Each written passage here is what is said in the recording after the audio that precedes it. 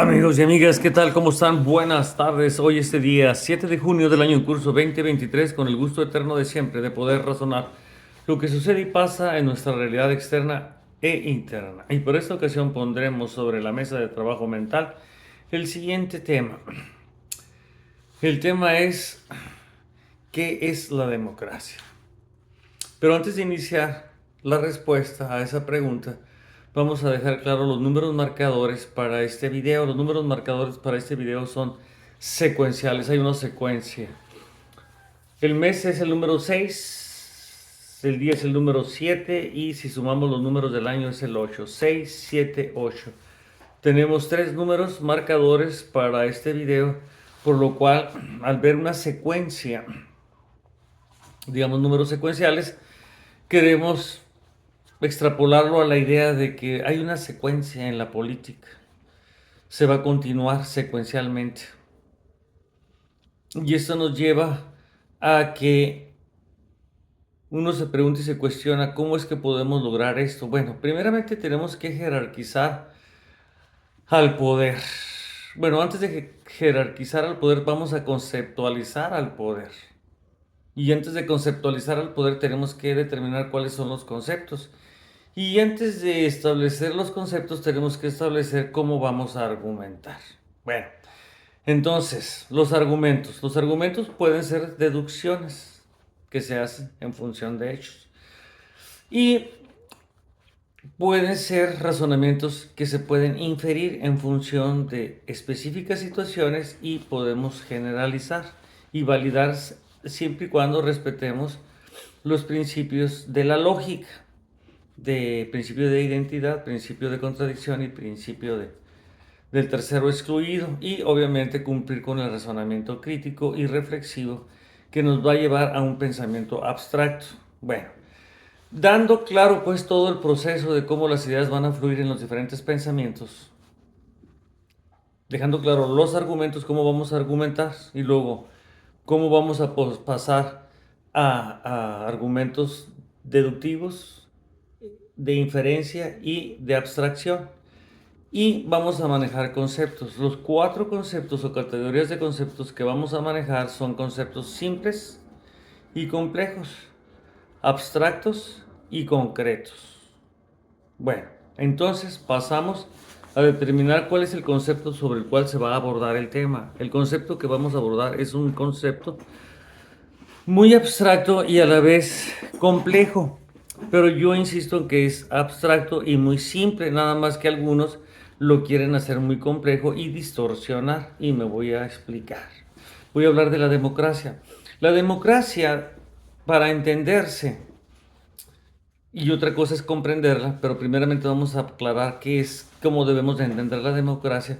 Preguntémonos entonces cuál es el principio rector de tal concepto llamado democracia. Es una abstracción, pero la queremos simplificar. Entonces el principio rector sería: en un conjunto de individuos, la mayoría que tiene un acuerdo de tendencia en estar en una postura, oposición o acción, determina la democracia. La democracia se fundamenta en lo que determina la elección de una mayoría.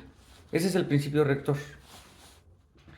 Pero obviamente es un concepto que vale la pena distorsionarlo para que la gente no lo entienda y no lo comprenda, y empecemos a pelear que los sectores minoritarios dentro de la democracia también tienen derechos a imponerse sobre la mayoría. Y aquí empezamos a hablar de democracias que, que si van a existir las democracias se tienen que fundamentar en principios éticos y principios morales y en principios empáticos. O sea, no porque un sector minoritario no esté de acuerdo con la mayoría significa que el sector minoritario, o sea, lo vamos a mandar a fusilar y que dejen de existir. No, tenemos que establecer una convivencia. Ahora, la convivencia con ellos a veces es muy complicada, que aquí viene el punto, ¿no? Es como la familia, ¿no? Entre ellos prácticamente la gran mayoría son hipócritas, en el sentido de que no son personas que tengan una ética, una moral y una empatía, pero sí pretenden participar del poder, cosa que no he abordado en relación al poder. Recuerden que el poder lo es todo, el poder está en todas partes, ese es otro concepto. El poder es todo, voy a ejemplificarlo, poder ver, poder oír, poder hablar, poder pensar, ese es, digamos, en la parte, poder levantar un, digamos, un determinado peso, poder caminar, poder mover las manos, poder abrazar. En fin, todo lo que podemos hacer desde la perspectiva física y todo lo que podemos hacer desde la perspectiva mental, podemos pensar, razonar, meditar, en fin. Pero ese poder va más allá de nuestra individualidad, también se vuelve más abstracto, es el concepto se vuelve más abstracto y más complejo, porque entonces hablamos del poder de la democracia, que es, en jerarquía es superior al poder político, que a su vez el poder político se subdivide en tres formas de poder: ejecutivo, legislativo y judicial. Y jerarquizando, en tercer lugar está el poder económico. Esa es la forma teórica de jerarquización, pero en muchos países o naciones esta jerarquía cambia de posición porque el poder económico se convierte en un poder fáctico que surge, ¿verdad?, en forma de hipocresía para poder manipular al poder político en uno de sus diferentes tipos de poderes, ya sea el ejecutivo, un títere, el poder legislativo, estar haciendo inferencias, manipulando ahí, o el poder judicial comprándolo. Entonces, el poder económico pretende a veces, muchas veces, imponerse desde los poderes fácticos a llevar el rumbo de una sociedad o de un país. Bueno, aclarados estos puntos, volvamos otra vez a la democracia. La democracia es el poder mayor que puede existir en la realidad. ¿Eso qué significa? Pues lo que quiera la mayoría, o sea, si un conjunto de individuos determina un rumbo, pues ni modo que te le pongas enfrente, o sea, nos va a aplastar, diría el opositor. Bueno, cosa que está sucediendo en México, en el terreno y ámbito de la política, o sea, en los escenarios de la política. Y al parecer, muchas personas opositoras, un buen sector de ellos, pues no razona. La razón por la cual no razonan es que cuando se es muy egoísta, ya no se razona, simple y llanamente. O sea, el egoísmo afecta la capacidad de raciocinio. Hay que dejarlo muy claro. Un ser que deja de ser egoísta y empieza a ser más empático, lo logra a través de estar razonando. Hay que razonar. La única forma en que en nuestro interior podemos resolver nuestros paradigmas en los cuales podemos estar sufriendo o estar generando maldad o lo que sea, la única forma de cambiar nuestra forma de ser es cambiando al paradigma. Entonces, los paradigmas en los cuales debemos de estar sujetos y anclados como patrones de referencia son paradigmas de ética, paradigmas de moral y paradigmas de empatía, que debemos de promoverlos en todos los ámbitos de la vida humana si queremos todos vivir en la santa paz.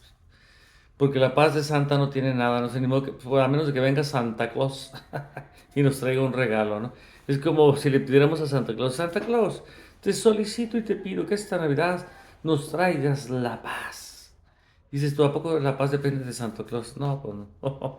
Parece un chiste, ¿no? Pero como la paz no depende de Santa Claus, y eso hay que reconocerlo y dejarlo muy claro, que las fantasías no deben de afectar nuestras formas de raciocinio, pero sí pueden ayudarnos a imaginar cosas, pero no nos debemos de quedar en la imaginación, sino debemos también de soñar un poco, y en ese sueño podemos idealizar. Y esa idealización, al final de cuentas, tenemos que llevarla hacia un proyecto, a un proyecto de nación, a un proyecto de legislativo, a un proyecto de poder ejecutivo y a un proyecto de poder ejecutivo que en este caso lo va a llenar prácticamente la señora Claudia Sheinbaum, en la cual confiamos que tiene la capacidad, el talento y lo más importante que todo, tiene al patrón de referencia, al anclaje más importante, un patrón ético, un patrón de moral y un patrón de empatía. Esos son sus tres patrones en los cuales ella va a comportarse. Así que lo único que les puedo decir es prepárense, porque si no conocían el rigor de ajustarnos todos a la ley y a la norma, pues la van a empezar a conocer. Es muy seria. O sea, ella sabe cuándo debe de ser simpática y en qué momento.